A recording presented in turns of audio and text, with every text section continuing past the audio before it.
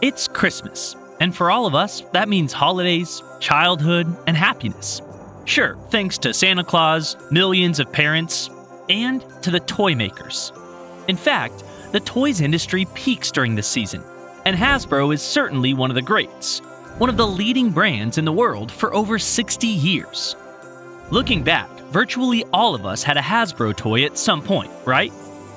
But behind this Christmas golden veil of table games, video games, furry animals, dreams, and what have you, there's a ruthless, multi-billion-dollar business populated by a restricted number of multinational companies that have been crushing each other for decades. I know, forgive me, Santa. But it's a cold-blooded business that leaves no room for mistakes, as we've seen with Toys R Us filing for bankruptcy in 2017. I wonder, how can a toys brand fail? It's considered a rock-solid business model because its demand never decreases, because no kid in the world will ever stop wanting toys. Well, I decided to take a closer look at the strategy of Hasbro, one of the top-notch game brands.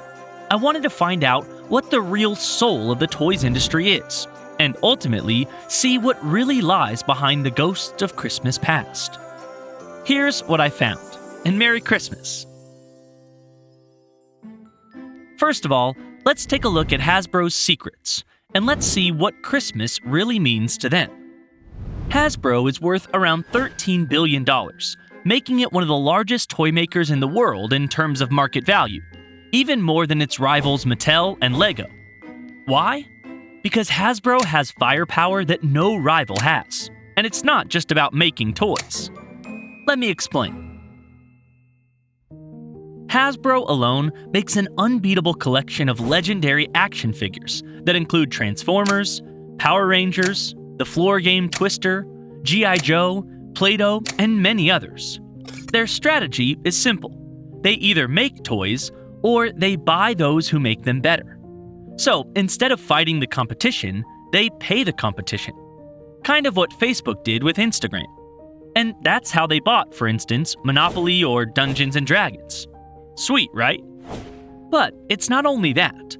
One of the main assets are their exclusive partnerships. In fact, Hasbro has a partner, a friend, called Disney, that gave them golden keys to both Star Wars and Marvel. So, Hasbro has the exclusive rights to produce all the toys and games related to all the Star Wars movies and the whole Marvel Cinematic Universe, with spin-offs, characters, and TV series. All of them. Not a bad move. And that's just the beginning. That is how they managed to stay on top of their game, ending the third quarter of 2021 with over $1.13 billion cash in hand, despite the pandemic crisis. However, Christmas is what Hasbro is really waiting for. Their CEO promised that the reindeer season this year will be a blast. But the truth is, this Christmas might be the last for many toy makers. That's due to rising shipping and production costs caused by the pandemic. You see, because Christmas is different for toy makers. For a company like Amazon or Walmart, the sales for the festive season starts already with Black Friday and Cyber Monday.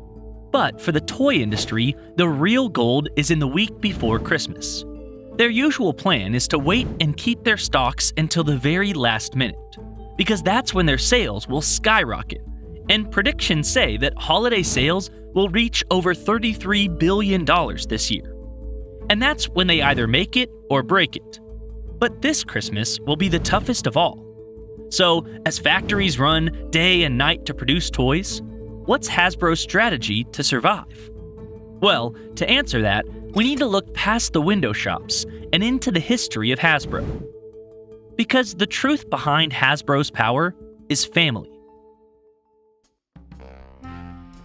It was founded in 1923 in Rhode Island by the three Hassenfeld brothers, from which the abbreviation Hasbro derives.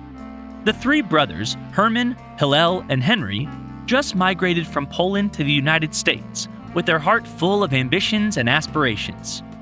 Rapidly, they set up their first enterprise in the textile industry, where they were selling leftover cloth called remnants to other factories and providers.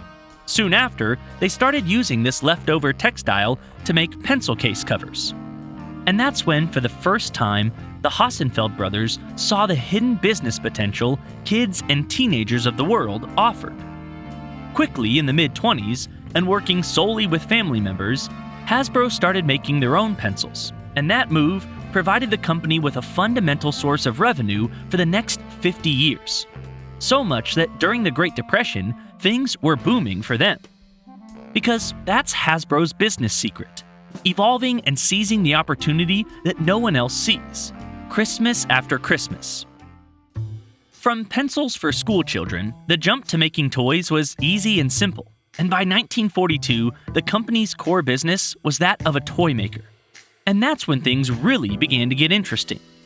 They took the sector by storm and produced toys loved by millions of kids all over the world, starting from early modeling clay, doctor sets, to G.I. Joe, and all the way up to Mr. Potato Head in the 50s, the first toy ever to be advertised on television. And yes, weirdly enough, you had to provide your own vegetable for the head, mostly potatoes, but peppers were also well accepted. And in their way up, they signed the deal of the century with Disney, which allowed them to produce their toys, and then they expanded to television, producing a legendary children's show called The Romper Room. As with all things, there were downturns and huge blows too, like the critics to G.I. Joe by the anti-Vietnam War protesters in the 60s. But Hasbro always managed to fall on their feet. As we saw, Hasbro always had an aggressive business strategy that's based on a simple Sun Tzu concept. Can't beat them? Buy them. This allowed them to grasp new, extremely profitable markets, such as the video games or trading card segments, with popular brands like Magic the Gathering or Pokemon. And that's how, while others like Toys R Us went down, Hasbro went up. And an interesting fact that makes them different from all their rivals? From 1923 to 2003, for 80 years, there was always a Hassenfeld as CEO, and they're still owners today. Family. And now, Santa season. It's true that the real rise in spending for toys occurs the week before Christmas, surpassing even the Black Friday week by more than $500 million. But this year, there are two crucial problems that play against all toy makers. The first problem is that due to the pandemic, many toy makers already sold their toys through Amazon during Black Friday, but they did that at lower prices. This made their revenue shrink, and most importantly, emptied their warehouses right before Christmas. Now, despite the efforts of the Christmas elves, this will be a major obstacle for toy makers. The second problem is that most people don't buy in shops as much anymore, and there are thousands of containers full of toys all over the world that might end up being unsold.